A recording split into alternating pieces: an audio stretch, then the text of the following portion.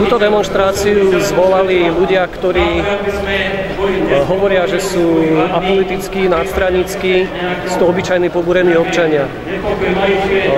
Chcem tomu veriť, ale súčasne by som chcel im aj účastníkom demonštrácie odkázať,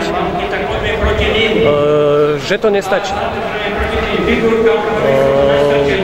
20 rokov som aktivistom, ktorý držal ruky preč od politiky.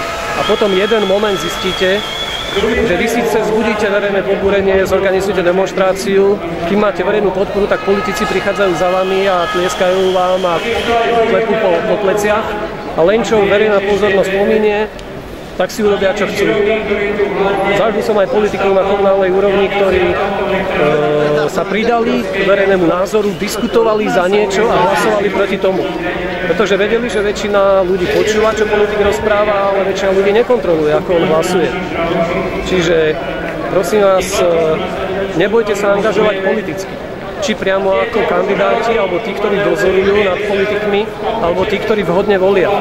Pretože neprispôsobiť svoj volický hlas tomu, čo sa v tejto krajine deje, je trestuhodné. Nechať sa zmágoriť nejakými ľuďmi, ktorí vás nacionalisticky poštvú alebo vám nasľubujú nejaké sociálne výhody, je nezodpovedné. Správajte sa zodpovedne ako voliči a neváhajte svoje občianske aktivity premeniť na aktivity politické. Lebo len to v konečnom dôsledku, každé rozhodnutie je v konečnom dôsledku politické.